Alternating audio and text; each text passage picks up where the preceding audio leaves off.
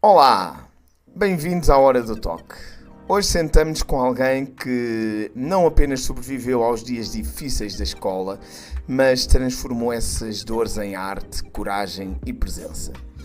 O nosso convidado passou por bullying, discriminação, dúvidas, silêncios e ainda assim escolheu continuar.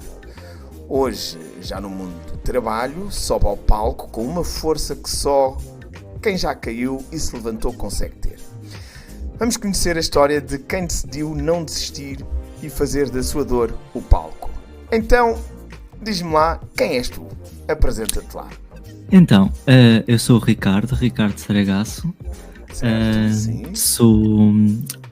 tenho 26 anos, sou ator, a part-time, e noutro part-time sou assistente administrativo, que é assim que tem de ser para uma pessoa conseguir ganhar algum dinheiro e não deixar o sonho de parte. E pronto, e é isso, e estou a tentar ter a minha sorte nessa área, também passando um bocado pelas redes sociais. O que é que estás a fazer nas redes sociais? Neste momento estou com um projeto com uma amiga minha. Decidimos começar este projeto chamado Bem Não Sei. Como? Nós não Bem sabemos Não muito Sei, bem. é isso? Bem Não Sei, exatamente, porque nós não sabemos muito bem o que é que nós queremos fazer. Queremos fazer um pouco de tudo. E ao mesmo tempo só divertirmos. Então não há nada melhor do que isso. Exatamente. Trabalhar e fazer algo e divertir-nos ao mesmo tempo. Completamente. É um trabalho, mas tira aquele peso do vou trabalhar. Não, vou-me divertir. E pronto, e passamos pela área da representação, da música também, e deste género de conversa, de podcast, também passamos um bocado por esse aspecto, abordando temas semanalmente. Okay. E pronto, portanto, Bem Não Sei. Bem Não Sei. Muito bem, ok. Então, e diz-me lá, quando é que percebeste que querias seguir um caminho assim ligado à arte, representação? Quando é que isso surgiu? Olha, por acaso muito cedo mesmo, porque felizmente tenho dois paizinhos, uma mãezinha e um paizinho, que cantam muito bem e tocam cada um o seu instrumento. Então sempre estive habituado a ter música na minha vida. Tanto que eu inicialmente até queria ser cantor.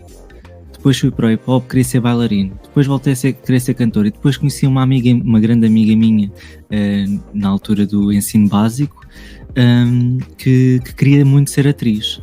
E depois pegou-me aquilo de, se eu for ator, eu até consigo conjugar a dança e a música também. Embora hoje não queira dança, mas consegui conjugar os três, que eu adoro os três. Hoje em dia, pronto, quer ser ator, ela não quer.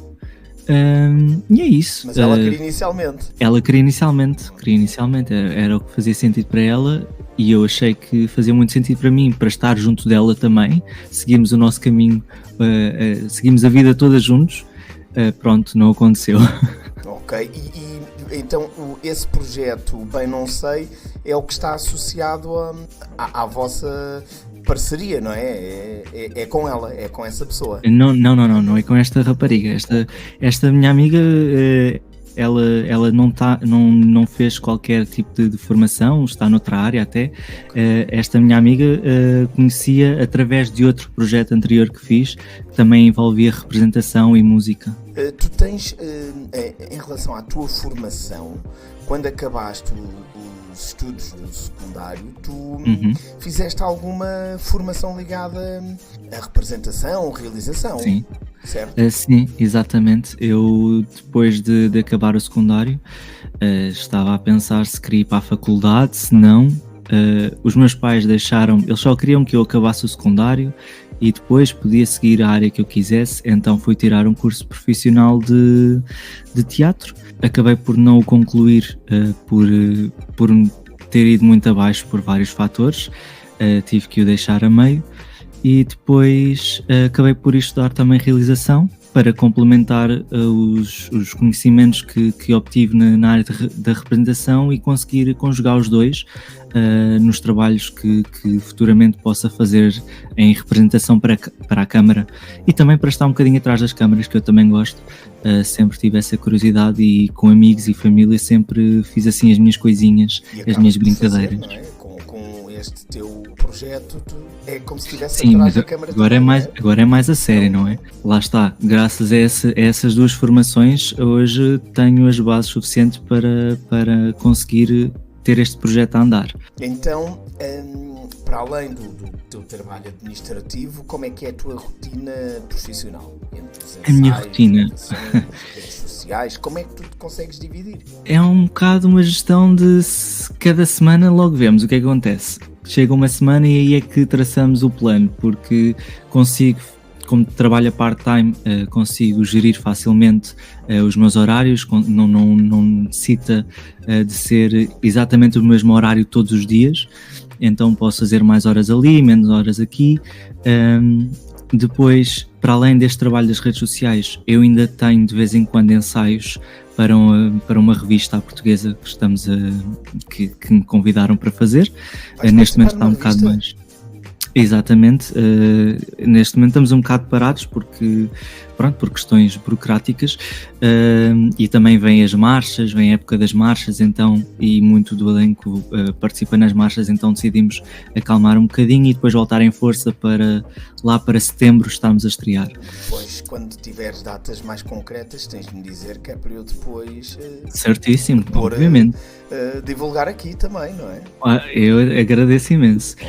Mas sim, pronto, depois às noites, lá está, às noites, normalmente é às noites porque toda a gente que faz parte daquele elenco também trabalha, esta área não é a área de trabalho de todos, e pronto, e depois nos restantes buracos livres de tempo, trabalho sempre neste projeto para as redes sociais, em especial ao fim de semana. Fim de semana é sabido que aos sábados ainda de vez em quando descansamos, mas sábados e domingos normalmente estamos sempre a trabalhar nisto, a gravar qualquer conteúdo, porque temos de estar sempre ativos nas redes sociais e é muito trabalho mesmo. Claro. Eu vi uma coisa um bocado triste, uma coincidência triste, que vocês colocaram uma música, eu não sei se posso dizer isto, um dueto vosso da música do Nuno Guerreiro, e em que vocês colocam essa música no ar, no nosso canal, sim. No nosso canal do YouTube. Foi exatamente o dia que ele faleceu. É verdade. Acho que foi uma triste coincidência, mas ficou esta coincidência. Realmente foi mesmo. Nós ficámos chocados porque... Mas tenho de elogiar o vosso desempenho. Muito obrigado. Está extraordinário. Muito obrigado. Muito bem. Então agora vamos falar um bocadinho sobre o teu passado. Houve algumas cicatrizes que não se vêem, não é? Queres partilhar um pouco como é que foram os anos de escola? Aquilo que tu sabes que os anos de escola... referir. Sim. Assim, de uma forma geral, eu posso dizer que houve memórias felizes, houve memórias tristes. De uma forma geral, há quem diga: gostava tanto de voltar aos tempos de escola, era tudo mais fácil. Apesar de, temos estas responsabilidades de adultos, hoje eu de estar a passar por isso agora, não é? Eu não consigo dizer, gostava tanto de voltar aos tempos de escola. De uma forma geral, e não é que haja mais memórias tristes do que memórias felizes, mas não foram algumas memórias que me marcaram de alguma forma que não queiras, que não sintas essa... Exatamente. Não tenhas a mesma opinião, não é? Que as pessoas mais assim, saudosistas, não é? Mas porquê? Sentiste alguma discriminação? Eu sempre fui aquele rapaz que sempre fui muito introvertido.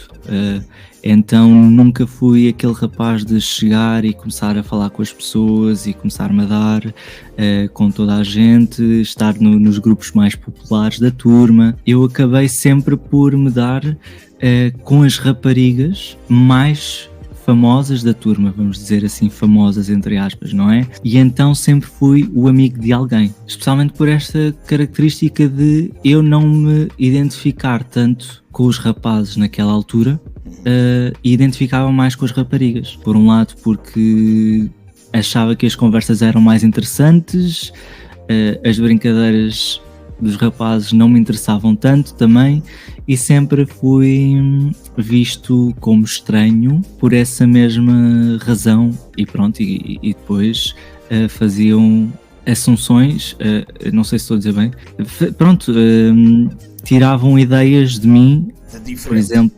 Sim, e dou um exemplo que é, andava com raparigas, era gay. E eu, a primeira vez que ouço isto, foi para aí no meu 5º, 6º ano, e como eu não conhecia, não sabia da existência de pessoas gays, isto é uma coisa tão horrível que nem existe. E eu não percebia o que era isto de ser gay. Então, afetava muito, apesar de eu não saber sequer se era ou não. Hoje em dia tenho a certeza da minha orientação sexual, mas sempre tive esta questão que é, meu Deus, que coisa grave. Isto não existe, é muito gravíssimo. As pessoas estão mesmo a ofender-me, e apesar de não ser uma ofensa, era com esse intuito. Diminuir ao negativo, algo assim. Exatamente. Dessa forma. Porque eu não queria ir jogar à bola, porque estava bem era com as raparigas.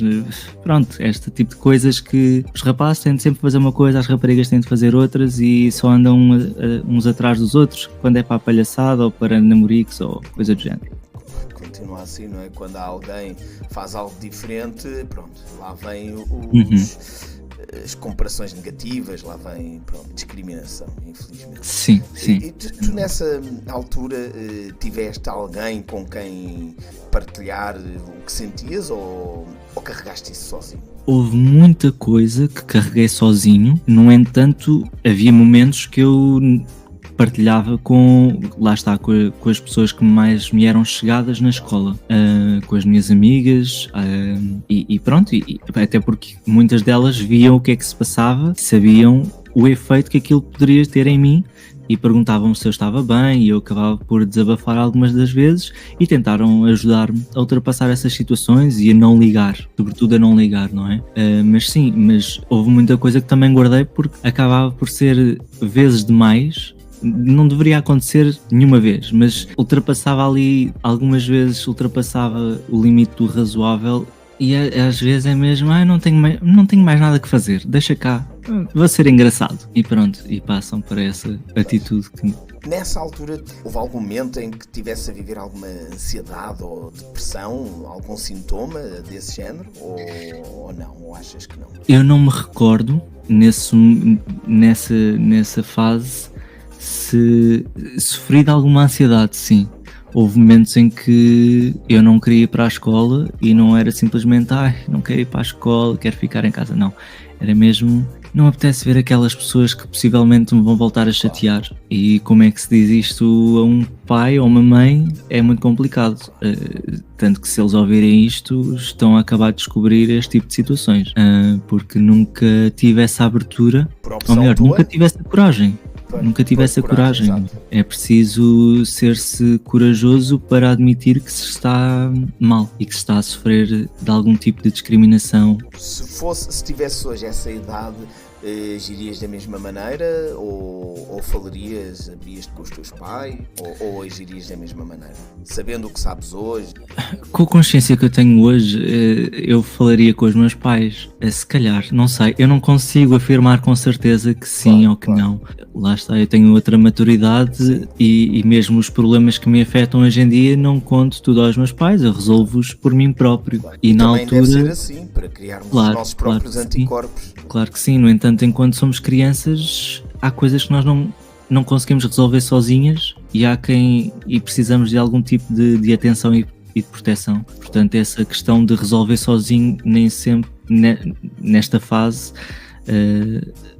mais de adolescência, é necessário outro olhar sobre nós que nos ajude, porque nós não sabemos lidar com estas situações ainda. Sabemos que falavas com quem tinhas ao teu lado, havia coisas que guardavas para ti, mas havia alguma forma em que tu expressasses isso que tinhas cá dentro? O que eu quero dizer é como tu estás virado para as artes, se a dor, se tu exteriorizavas através, por exemplo, da arte, se a arte fazia uma terapia para ti, ou ainda não? Eu acho que não, até porque através de música, sim, não é que eu escrevesse, mas acabava por cantar muitas músicas com que me identificasse, que se aproximasse da situação pela qual eu estava a passar, ou qualquer tipo de sentimento semelhante, em relação ao teatro ou à escrita ou etc, ou qualquer outro tipo de arte, por acaso não, até porque não estava tão presente em mim ainda. Não tinha qualquer tipo de experiência nessas áreas também, para além da música. A música é que sempre foi, desde pequeno, sim, sempre me acompanhou e, portanto, sempre me ajudou em alguns momentos mais negativos, sim. Quando é que, isto agora provavelmente foi mais tarde, quando é que o palco ou a câmara, se calhar mais o palco, começou a ser mais do que uma distração ou uma libertação? Terá sido anos mais tarde, quando no secundário, ou já depois do secundário? Já depois do secundário. Começou a ser uma libertação quando eu comecei a estudar, quando comecei a conhecer melhor esta área e aprender técnicas e a melhorar o meu talento, que na altura, pronto, não era talento, era alguma coisa a explorar para se tornar alguma coisa de jeito. E sim, foi a partir daí. No entanto, há quem diga não, isto é verídico, o teatro ajuda muito a uma pessoa a começar a expressar-se mais, a libertar-se mais das suas inibições, a não ter medo de fazer uma coisa que pareça parva aos outros, porque estamos ali a experimentar os passos, estamos a experimentar emoções, textos, personagens, e ajuda muito. Isto aconteceu um bocado durante o meu período de formação. No entanto, também houve todas as questões de: será que eu estou a fazer bem? Será que não estou a fazer bem? Acho que foi isso que me marcou na altura, se não estou em erro. Eu acho que não aconteceu assim mais nada, porque houve aqui um período, se calhar, acho que houve uma relação ali pelo meio que também não correu bem. Esta validação que não existia, ou que eu não sentia que existisse, porque eu se calhar até havia e eu não a sentia, acabou por me levar ainda mais para o fundo. Estava a pensar que, pronto, fosse uma libertação mesmo, mas então foi um pouco, teve um efeito um pouco inverso, mas sim, devido também a essa relação, certo? Sim. Lá está, eu em certas coisas eu aprendi a ter um bocado mais personalidade também, não ter tanto medo de arriscar. No entanto, às vezes eu sempre senti esta necessidade de ser validado, de ser visto. Será uma insegurança que tenhas? Sim, sem dúvida. Hoje em dia já não tenho tanto, ainda está aqui, isso não há forma de negar. Com o que é que eu consegui resolver um bocado esta insegurança? Foi através de terapia, porque quando eu tive o meu primeiro trabalho, fui para um part-time, aqueles part-times call center terríveis. Não durei lá uma semana e foi o culminar de anos com vários momentos que me marcaram e que eu não os resolvi, e fui fazer terapia. E a partir daí sim comecei a ter mais à vontade com a representação e comigo e com os outros, e a não sentir tanto essa necessidade de validação. Então, a isto, ao palco, todos estes momentos da tua vida, as redes sociais surgiram depois? As redes sociais, o trabalho nas redes sociais, sim. Inicialmente é uma distração, é o conhecimento, é o pisar, é o começar a palpar o que é isto, as redes sociais. Mas a nível de trabalho, sim, foi depois. Então vamos a estes dois momentos diferentes. O primeiro contacto com as redes sociais tornou-se um espaço seguro para ti. Tu podes ser quem tu queres. Com as redes sociais podem saber ou não quem tu és na verdade, porque tu só dás aquilo que queres dar, não é? Exatamente, sim. E isso tornou-se um espaço seguro para ti, um palco? Foi um pouco de libertação, mas também conseguiu ser prejudicial em certos momentos. Inicialmente foi uma libertação porque chegava a mais pessoas, conhecia mais pessoas e sentia. Eu nem tinha a coisa de fingir ser outra pessoa. Não, eu simplesmente encontrava pessoas online que me davam mais abertura para ser quem era. E isto também porque eu, especialmente na minha fase de adolescência, a partir do 7º ano, se não estou em erro, fui viver para Angola. Quanto tempo estiveste lá? Estive lá 5 anos. Estive lá do 7º ao 11º, exatamente.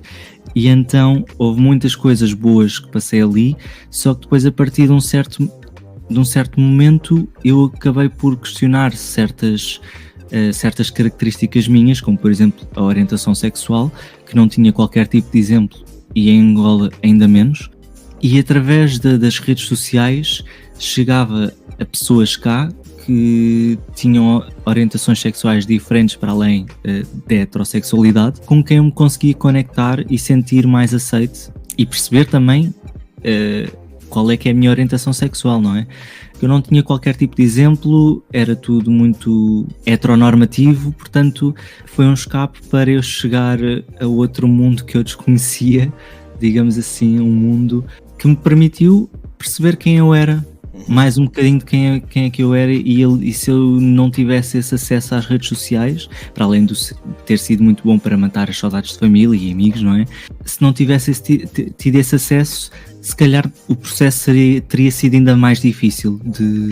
Mas disseste que no início foi libertador, mas depois... Depois também tive momentos chatos, sim, tive momentos chatos em que houve um episódio, por exemplo, em que 2 amigos, supostos amigos, que decidiram, eles tinham muitos seguidores numa rede social e decidiram publicar conversas nossas, privadas, com pequenas frases, não era o texto completo, não era a conversa completa, era só ali um excerto tirado do contexto, e vamos fazer um pouco deste gajo que vai ser engraçado e vai dar likes.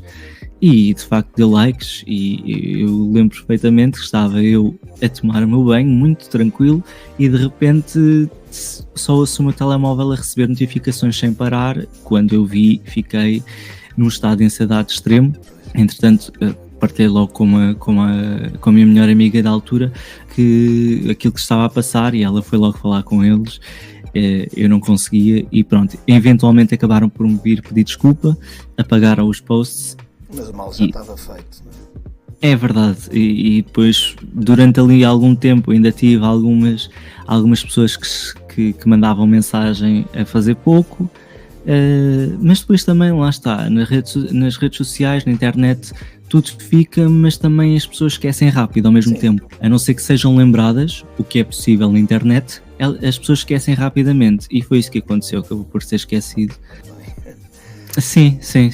Se bem que, por outro lado, eu também fiquei na altura, ganhei muitos seguidores, porque depois tem esta coisa curiosa das redes sociais que, neste caso, eu não estava a ser má pessoa, estava só a ser vítima de cyberbullying. Mas é curioso como alguém faz alguma coisa de mal, é noticiado, alguém fala sobre isso, e esta pessoa que fez alguma coisa de mal está a ganhar seguidores por ter feito esta coisa errada. As redes sociais têm destas coisas que não se entende muito bem. Tudo tem o seu lado bom e o seu lado mau, não é? E as redes sociais não é diferente. Então, e agora é assim, neste momento, como é que tu olhas para o teu eu adolescente? Olho para mim como um rapaz que era muito inseguro, muito apagado, muito... Mas hoje és muito diferente disso. Sem dúvida alguma. Eu tive, lá está, depois da terapia, eu tive uma mudança gigantesca. Se calhar algumas pessoas, no geral os meus amigos notam, mas pode haver gente que não note, porque se calhar mascarava bem em certos momentos, mas eu próprio tenho esse reconhecimento que há uns tempos atrás eu olhava para mim e duvidava do meu potencial, ou da minha beleza, ou da minha personalidade, e hoje não, hoje eu tenho certeza daquilo que valho, felizmente. Estás seguro de ti? Tens segurança? Sem dúvida, sim. Claro. Então, e o que é que tu dirias com o que sabes agora, ao Ricardo adolescente? O que eu diria, vai fazer terapia, era só isto, Então, vai fazer terapia que isso resolve. Estás a, portanto, pessoas que possam estar neste momento, quer dizer, quando isto estiver no ar, a ouvir e que tenham passado ou estejam a passar por algo que tu já tenhas sofrido, dás esse conselho, não é? Sim, sim, sem dúvida. Peçam ajuda aos pais ou na escola, caso não seja fácil falar com os pais, ou com amigos meus. Por exemplo, aconteceu-me eu ter falado uma vez com uma amiga minha que estava a passar muito mal sobre esta situação, e esta minha amiga, sem me dizer nada, foi falar com a minha mãe, e graças a isso eu pude, neste caso, voltar para Portugal, porque eu estava muito infeliz no meu último ano em Angola. Estava mesmo muito infeliz, e foi graças a essa minha amiga que me ajudou a fazer os meus pais entenderem que de facto a coisa estava mal e não era só uma fita. Se dependesse de ti, pronto, continuarias ainda lá sem saberes, não é? E pronto, aí a tua amiga, claro. Sim, teve uma parte. Contribuiu, claro. Então, eu acho que mais do que a arte, a terapia é que te devolveu autoestima, liberdade, certo? Foi mais a terapia, certo? Sim, sem dúvida. Aliás, eu estava a dizer que aconselho a pessoas que passam por este tipo de situações a fazer terapia. Eu aconselho a toda a gente fazer terapia, porque situações destas ou outro tipo de situações, acho que todos devíamos cuidar de nós mentalmente, psicologicamente. É muito importante termos ferramentas para lidar com as adversidades do dia-a-dia e para sermos mais empáticos. Exatamente. Ferramentas para termos ali o nosso equilíbrio, não é? Então, alguma vez pensaste em desistir de tudo por medo ou por achares que não eras o suficiente? Alguma vez pensaste em desistir? Várias vezes. Ainda hoje, às vezes hoje já não, Sério? Hoje já não. Mas até há 3 anos atrás, se calhar. Sim, pois lá está, foi na altura em que eu comecei a fazer terapia. Nessa altura, sim, ainda questionava, e hoje, pronto, tenho aqui as minhas dúvidas. Será que eu consigo chegar a este sítio? Será que eu algum dia consigo fazer um filme, ou uma novela, ou uma peça, ou o que for? Será, pronto, estas questões que fazem parte, não é? Mas sim, desistir de tudo. Toda a gente. Eu acho que sim, claro que sim. Agora, a desistir de tudo foi mesmo nesta fase pré-terapia que pensei nisso, sim. Então, e que feedback, certamente que haja pessoas que acompanharam a tua história, e que feedback é que tens dessas pessoas? Eu não sei propriamente dizer. Se calhar tenho... Mudaste, que estás diferente, não és o mesmo, ou... Não ouço assim nada de... estás diferente, estás mais... Não, quer dizer, se calhar, de vez em quando sim, tipo, quando eu estou a conversar sobre sentir mais confiante, e tenho uma amiga minha que acompanha especialmente esse processo desta minha transição de uma pessoa não confiante para uma pessoa confiante, que diz, já estava mais na altura, o que não te falta é talento, é personalidade, ainda bem que finalmente conseguiste afirmar isso e pronto, e ser mais seguro de ti. E se, desde a mudança, se não houvesse essa mudança, o caminho seria completamente diferente, não é? Daquele que tens agora, ou pelo menos a nível da tua forma de trabalhar, de atuar, seria de um jovem mais quebrado, menos seguro, não é? Sim, sem dúvida. Seria tudo mais... Porque depois há uma coisa que acontece muito, é que quando tu não estás seguro daquilo que tu estás a fazer, isso vê-se. Ou então até podes ser muito bom a disfarçar. Por exemplo, trabalhos de escola, eu lembro-me das apresentações, eu estar uma pilha de nervos e dizerem-me, a sério, não se notou nada. E não é que eu não soubesse o meu trabalho, eu sabia o meu trabalho, mas pronto, a questão de estar a apresentar deixava numa pilha de nervos. E agora que estou a pensar nisto, se calhar não faz sentido o que eu acabei de dizer, porque de facto eu sabia o meu trabalho, não é? Eu estava seguro daquilo que eu estava a fazer e isso acabou por não transparecer. Pensando agora com Mas tu, na tua experiência até de teatro, antes de atuar, certamente também há aquele nervosinho, não é? Claro, E que hoje se em nota dia, depois.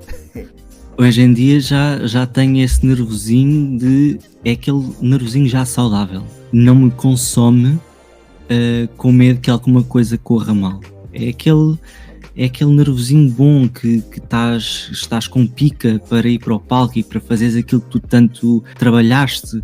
E portanto é essa, lá está, não é uma coisa má. Quando tu estás seguro daquilo que tu vais fazer, Claro. não há forma disso transparecer. Claro. Olha, vamos agora fazer aqui uma pequena dinâmica, que é assim, eu digo-te uma frase e tu vais-me dizer se cena, ou então é real, ou é realidade, ou é 100% real. Então vamos lá ver. Ser empurrado ou ignorado no recreio. Real. Alguém rir-se da tua voz ou forma de andar. Real? Eu acho que real. Mas como eu não quero estar a dizer cena, não sei. Ok. Por acaso não sei. É real. Esconder o que gostas para não seres gozado. Realíssimo.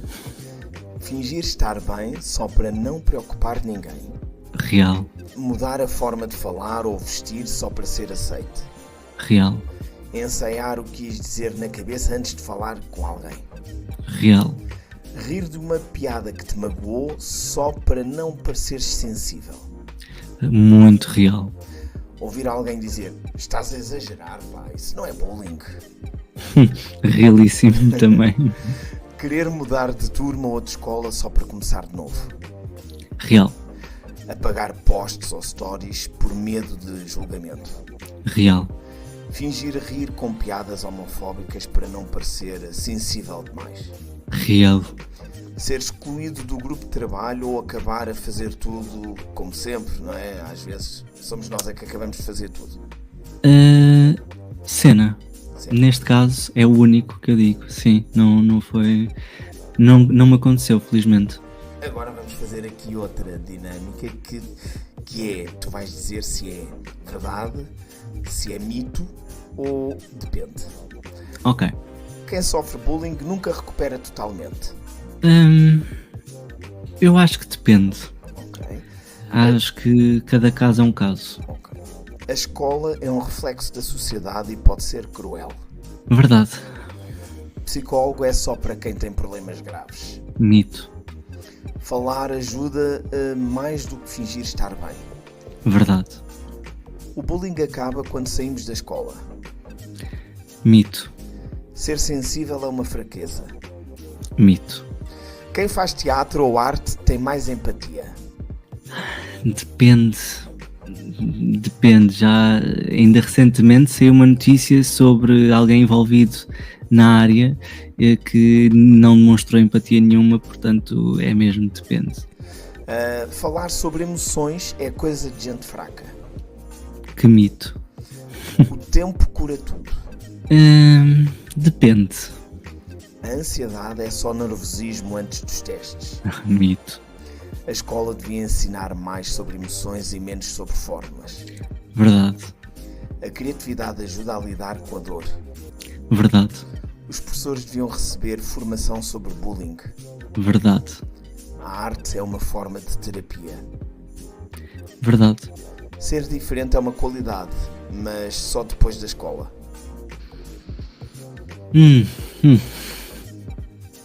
Depende. As redes sociais são a nova terapia. Mito.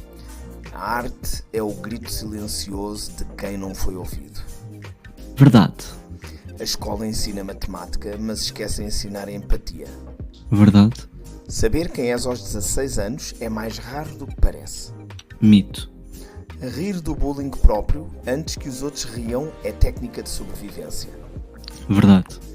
Dizer sou assim mesmo é libertador, mas exige coragem de super-herói emocional. Verdade. Ricardo, vamos agora ver assim, projetar o futuro. Quais são os teus sonhos agora? Palco, TV, cinema, representar histórias reais, um pouco de tudo? Um pouco de tudo. Eu não gosto muito de manter-me sempre pelo mesmo. Gosto um pouco de adrenalina e coisas diferentes, não ter sempre a mesma rotina. Então gostava de passar um bocado por tudo, se calhar de estar um bocadinho mais na TV do que nos outros, por uma questão de ser uma área, ser o que dá mais dinheiro, não é? É um bocado mais seguro nesse aspecto, em relação ao palco e ao cinema. Mas sim, gostava de passar um bocado por tudo e até outras áreas, na música, na apresentação talvez, não sei. Desde que esteja dentro deste mundo, eu acho que estou feliz. Como é que imaginas a escola ideal para o teu eu do passado? A escola ideal, eu não sei como é que as escolas hoje estão, se é muito diferente, se está sequer diferente do que era na minha altura, mas eu gostava de... Pois, também acredito que sim. Eu gostava de ter tido uma escola que fosse de facto mais atenta aos alunos, os professores em especial, e que se pudesse, como falámos há bocado, sobre ensinar mais sobre empatia, sobre gestão emocional, sobre direitos humanos, a tal questão da disciplina de cidadania, eu considero muito importante, que poderá ter alguma mudança na vida de quem está na escola, e até quem está em casa, os pais, as famílias podem até aprender algo com as crianças.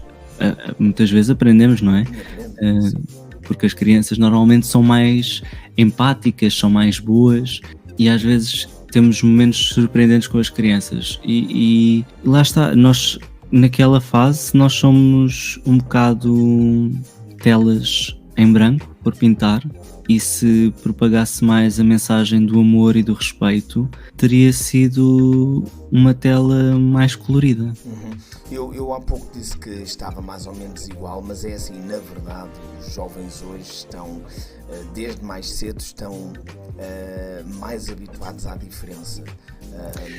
Encaram com mais naturalidade a diferença na roupa, na cor, na raça, notam com diferença, até há mais inclusão nas escolas, até há, no caso até de alunos de educação especial, está tudo junto e esse caminho acho que é muito bom para a formação dos jovens. Portanto, quero corrigir um pouco o que disse há pouco, porque na verdade há algumas melhorias. Há diferenças. Ainda bem. Sim. Ainda bem.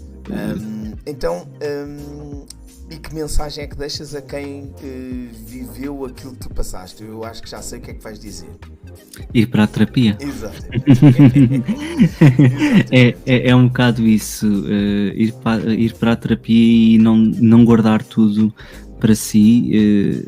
Vai passar, vai acabar por passar, mas para chegar a esse bom momento em que podemos dizer: está lá atrás, está resolvido, agora estou bem. É preciso essencialmente rodear-nos de pessoas que nos fazem bem e que façamos terapia. Que têm as ferramentas certas e que nos dão essas ferramentas para nós depois termos os nossos próprios anticorpos, não é? Exatamente. Olha, Ricardo, muito obrigado por teres participado. Gostei muito deste teu depoimento, desta nossa conversa. Foi muito profundo. Muito obrigado. Mas isto também é importante. Também é importante falar-se, dar para quem esteja a ouvir, quem irá ouvir, acho que pode ser muito, muito enriquecedor, muito bom. Claro que sim. Ricardo, só tenho mesmo agradecer esta tua partilha. E pronto, o que é que eu tenho a dizer? A verdade é que há quem transforme feridas em muros, e há quem, como tu, transforma a arte num palco, numa voz, numa exorcização, também com a terapia junto. Este episódio é para quem já se sentiu de fora, abusado, diferente ou pequeno. para quem teve de fingir estar bem e hoje aprende aos poucos a aceitar tudo o que sente. E tu que se estás a ouvir isto e alguma vez te disseram que eras demais para caber aqui, lembra-te, talvez o problema não fosse contigo, mas sim com o tamanho da caixa. Por isso, continua a subir ao palco, seja ele o teatro, a vida ou até as redes sociais, porque a tua história, Ricardo, inspira-nos a todos. E deste lado só temos a te aplaudir. Portanto, obrigado a ti, Ricardo, obrigado a quem está a ouvir e até ao próximo episódio, onde vamos continuar a dar histórias que doem, mas que também curam.